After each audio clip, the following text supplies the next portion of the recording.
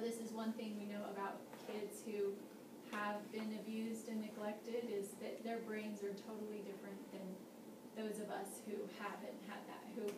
Those of us in here who had a mom and a dad and the same mom and dad from when we were little, and they took care of us when we were babies, and they fed us when we were hungry, and they changed our diapers, and they did all these things, and they helped you get used to school. You know, did your parents make sure that you were safe and felt good in kindergarten and first grade? Do you remember that? Do you remember your parents making sure you were feeling safe?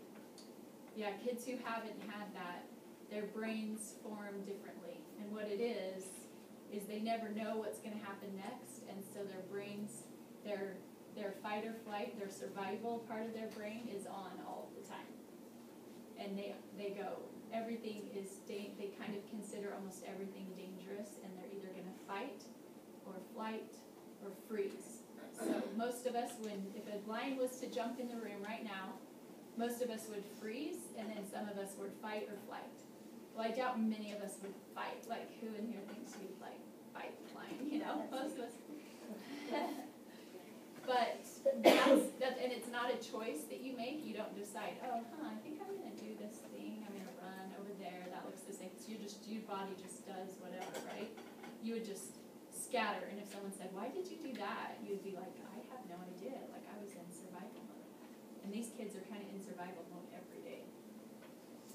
So I'm kind of telling you guys this just so that you guys can start developing like a sensitivity for kids who you see that they're having negative behaviors and are struggling sometimes. They might be going through some really hard things, and there's no reason or no point to judge, because they might not even really have a lot of choice in what they're doing. They're just trying to survive.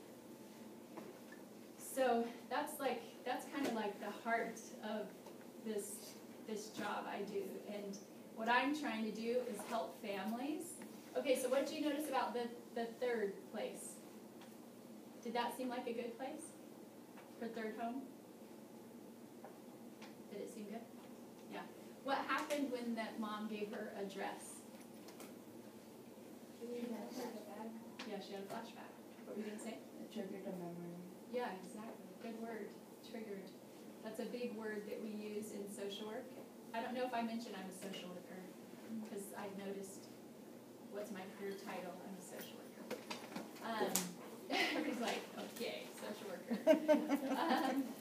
So that's a good social work word. We use that a lot. We say, that person was triggered by this. And she was triggered when she saw the dress, because it reminded her of that bad experience when her mom was wearing a pretty dress and how her dad reacted. And so did she take it out on the right person, her anger? But she can't take it out on the right person, right? Most kids don't ever take out their anger and their hurt on the person who hurt them. They take it out on the people around them, even if that person has never hurt them. And so this happens a lot. These kids in foster care who have trauma in their history, they take it out on whoever's trying to be their mother. Mostly their mothers they take it out on. Not so much their foster dads, but their mother, the foster mom. How do you think she handled it? The mom, the foster mom, that third one. What were you going to say? Do you think she handled it well? What did the little girl think when she saw the mom on the phone? She was in over. Yeah. But instead, what was she doing? Oh, go ahead. She handled it a lot better than the last two did. I know, right? She thought she was calling to have her moved again, right? But what was she calling to do? Yeah, she recognized this little girl is hurting and she's in pain and she has some major loss, and one thing I can do to help her loss is to call and say, I would take her little brother too. And that happens. We have families that sometimes we move 3 kids together, and one of them is little, like a babyish, you know, and then the other 2 are a little older. And a lot of families want babies, and so they sort of slowly kind of have each one of the older ones moved, and then they keep the baby. Do you know? And they're not doing it on purpose. They're just kind of, the older ones are harder, and they have behaviors. So usually that would be the other way around. We wouldn't often have somebody, because a home would have loved to have that little boy actually. But she called and she fought to have the little boy come to the home with his sister. Another thing I was gonna ask you guys about.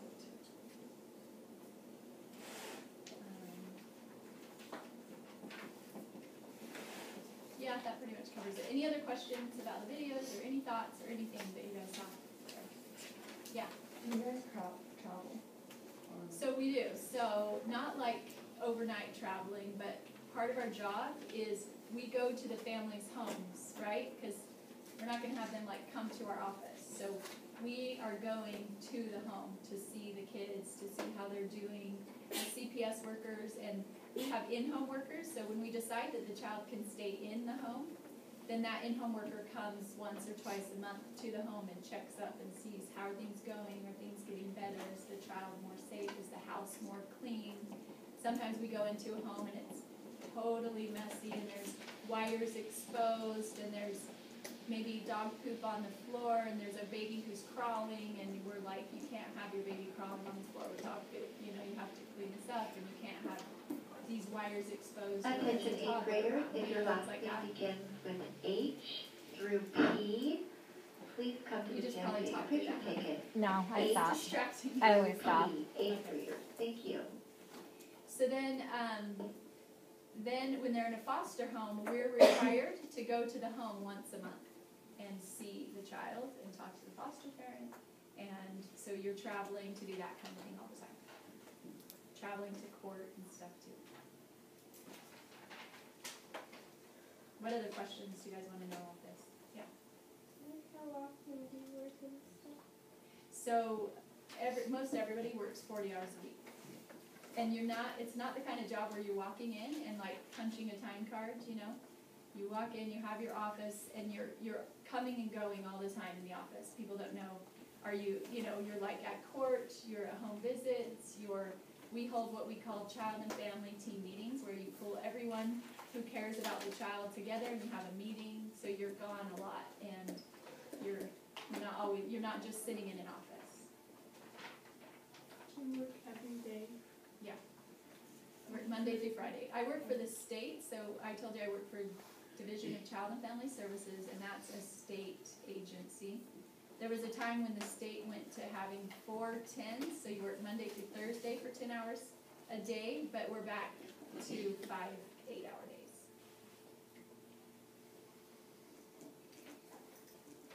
What else? Is this good on like age group or gender? Yeah, that's a good question. I saw that on here. Definitely, what do you guys think? More boys or girls as social workers? Girls. More girls. Lisa, what about in the program that you're in at BYU? More boys and girls? Yeah, you should come up. So I'm a senior at BYU, so all my classes, my major is called Family Studies, so all of my classes kind of deal around the family and how the family works, and definitely most of my classes are all girls. There's usually only about 1 or 2 boys in my classes, so it's pretty fun. Yeah, and it's nice to have the boys, so you boys consider the career if you're interested, because it brings a good element to it, and a lot of families respond better to a male sometimes, so it's a great career. And then what I'm doing at DCFS is, going to homes and doing that kind of thing, but my degree is called a licensed clinical social worker, so you guys could write just an LCSW.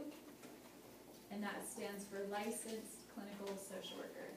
And some licensed clinical social workers, they don't do this kind of a job, but they sit in an office and they see clients hour after hour. Yeah. So I kind of like social workers in like the hospital and everywhere. Like, how do you find social workers? Like, what falls into it? That is a great question. That's not even on here, is it? Mm-mm. Good job. Help me, Lisa. What would you say? Yeah, I think there's a lot of things that people can do with social work. I feel like it's just bettering people and bettering the community. So people can do therapy, like with just one person, or with families, or couples, or with children, or they can do what Rachel does. There's a lot of things that people can do with social work. I just feel like it's just all about bettering the people's quality of life, is what I feel like. That's good. Yeah, I mean, essentially, social workers are, yes, they are addressing like the interpersonal kinds of issues that people have. So we're helping people interact with other people and society at a higher, more functional level. So all of us have had bad experiences in our life, right? And we handle them differently. Sometimes one of us is more resilient than another, and so, but then some aren't as resilient as others. And so something that to you was really traumatic, to someone else might not have been really that traumatic, And so we're just trying to help each person, and all of us have problems. All of us have something we could go in and talk to a therapist about. I'm gonna do this way. Your job like indoor, outdoor? You're just everywhere? Yeah, but mainly indoor.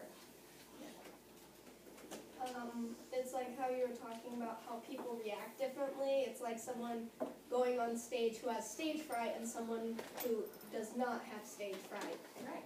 One of them might feel traumatized because someone laughed at them, Exactly. but the other one would just deal with it. Exactly. That's a perfect example of resiliency, and just certain things make us more afraid than other things, right? And it's not the same for all of us. Yeah, you have a question. Is there any specific bachelor's or Degree? doctorate degree, something like that, Good question. for this school? So for what I'm doing at DCFS, all you would need was your bachelor's. Well, not specifically what I'm doing, but to work for DCFS, if you just have your bachelor's, then that's all you need. If you wanted to do therapy and be a therapist, then you need your master's and you need your license that's an LCSW. Can you repeat that again? What's that? Can you repeat it again? So a bachelor's to work at DCFS. But if you wanted to do like counseling, therapy, then you would need your master's in social work or marriage and family therapy or something like that. What did you have? So I have my bachelor's in social work, and then I got my master's in social work. And then because you can't get your LCSW unless you have your master's in social work. And then I've been doing this I've been working at DCFS for 19 years.